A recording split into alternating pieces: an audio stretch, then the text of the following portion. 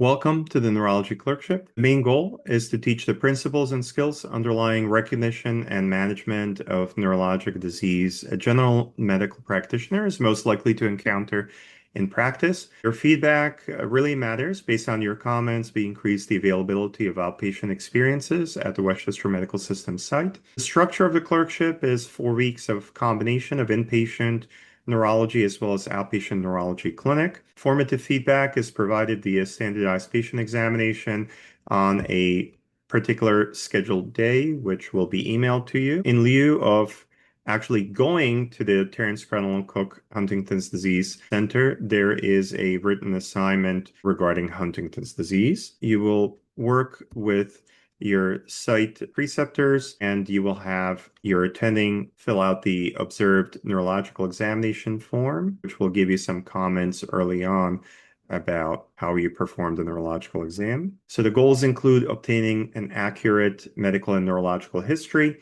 performing a complete neurological examination, being a productive member of the healthcare team, and participating in rounds, conferences, and lectures, and presenting a cogent discussion of the case, including phenomenology, the site of involvement, and if it's not localizable, then at least the functional system affected by the disease process, provide a reasonable differential diagnosis, develop management strategies, recognize risk factors, and describe what neurological tests can confirm your diagnosis. You should be able to retrieve trustworthy medical information and continue reading the assigned textbook to continue improving your general neuroscience knowledge. You will see the objectives on LCMS Plus in the syllabus. Here are some of them. Demonstrate knowledge of the normal structure and function of the body. Recognize the most frequent clinical, laboratory, radiological, and pathological manifestation of illness.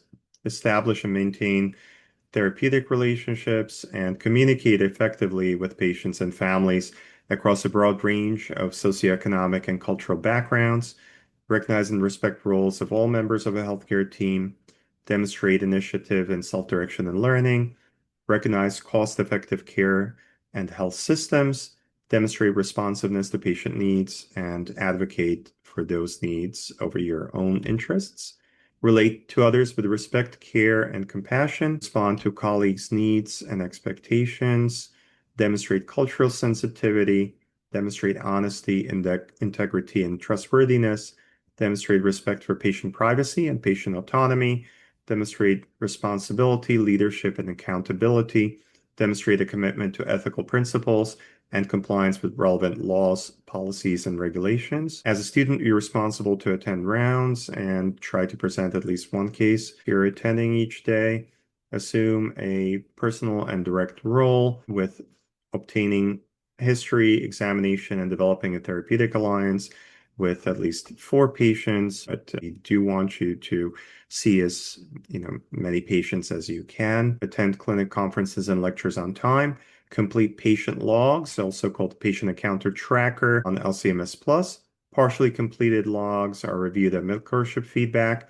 The finalized log is uploaded to the LCMS Plus site. You have to print to PDF and upload the summary of the log. Please complete the Huntington's disease exercise, upload that to LCMS Plus, and then also directly during week 3, email it to me as the clerkship director for secondary review. At the end, you'll complete an evaluation form of your experiences. Absences need makeup, hence you do need to let us know ahead of time with absence requests. Personal days follow NYMC policy, and as you'll see later in the slides, personal days should not be used during the standardized patient examination or formative feedback day, and should not be used in the last week of the rotation. You'll submit the attending observed exam to LCMS Plus.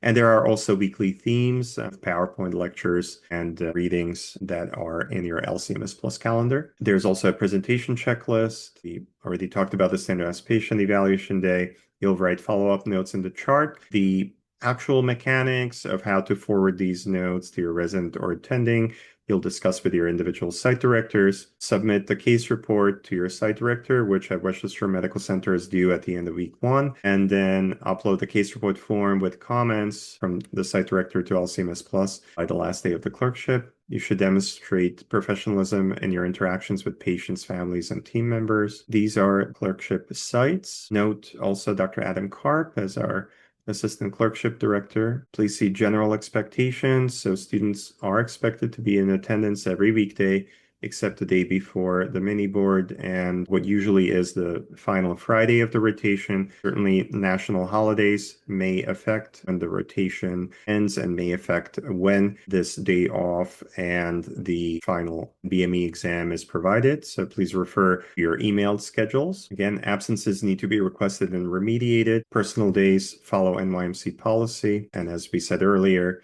can't be taken in the last week of the rotation during the standardized patient day. Holidays follow the holiday schedule of the assigned hospital. Please also see the updated attendance policy on the NYMC webpage. Dress code should be professional. Textbook requirements, a general neurology, Lange series. This is included in McGraw-Hill Access Medicine, which is a subscription that you have access to through the NYMC library, and you should be able to access the electronic version of this textbook. For the mini boards, use what works for you. There may be some individual resources that fit your learning style, such as UWorld. Schedules are emailed to you. There's no on-call requirement. Yes, you write notes in the chart, and as we mentioned before, you discuss the mechanics of how to do this with your site director. These are the weekly themes virtual lectures with some more detail and also the linked chapters to Lange Clinical Neurology. During the standardized patient exam, or what we also call the formative feedback day, you'll go to the Clinical Skills Center and you'll receive feedback on your neurological examination as well as focused history taking from the standardized patient.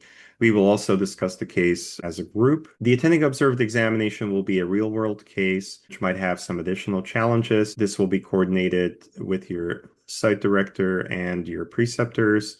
It should be done in the first week so that you receive formal comments on your exam early in the rotation. The case report is equivalent to a high-level history and physical examination. At the WMC site, please email me as the site director an anonymized version of a note on the Friday of the first week, which should also be the week of doing the observed exam. Check with your site director about the mechanics at other sites, and the site director will provide you with feedback, which will be uploaded to LCMS Plus. Again, you'll write other progress notes and forward them to your preceptor. We are a 4-week rotation with these sites. Again, combination of inpatient, consult, and clinic. Please see list of documents to be submitted to LCMS Plus. Patient log. Patient log is required. You should log all patients, but to receive a grade of accepted or completed for the patient log, you should have at least one in each required category, and you should print to PDF that summary screen and upload that to LCMS Plus by the last day of the rotation.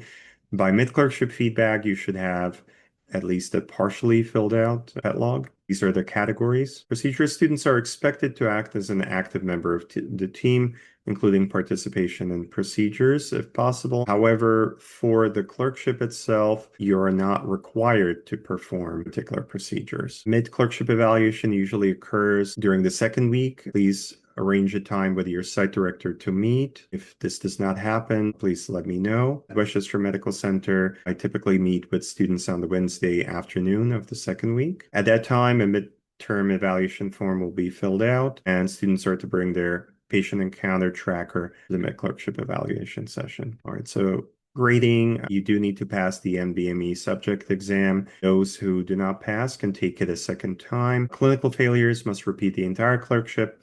Please also see the updated grading policy on the NYMC webpage. There is a competency-based grading system, and the components of your final grade include the summary clinical evaluation.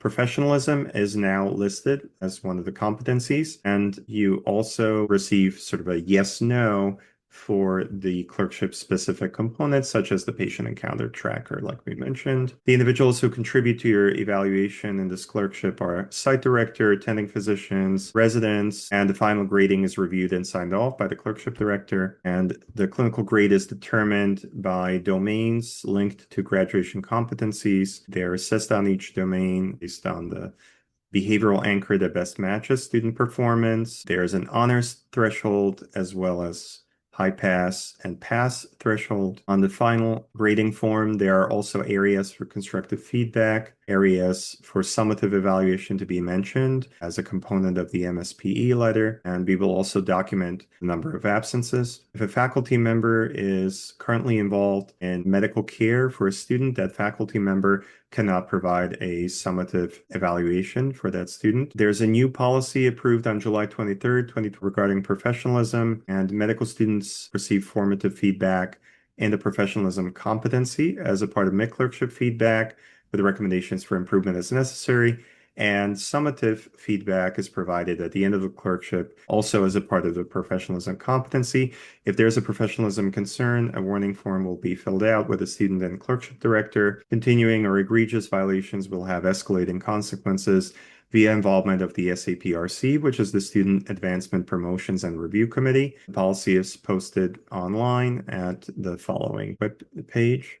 Passing threshold for NBME subject exams is fixed at the 10th percentile. Students may remediate up to 2 NBME exams per year. And here you see also the honors threshold is greater than or equal to the 60th percentile, high pass greater than or equal to the 35th percentile. The additional components include patient log, mid-clerkship feedback, case report, attending observed exam, and the neurological exam form. The neurological presentation form. Patient log, you have to meet 100% of the required diagnoses. Mid-clerkship feedback should be signed and submitted to LCMS Plus. The case report form also needs to be submitted to LCMS Plus. The attending observed exam is listed here. That also needs to be submitted by the end. And then choose a studying method that works for you and include the weekly themes and readings in your learning. NYMC policy requires 3 workplace-based assessments to be performed during the clerkship. Please forward the results, which are emailed to you,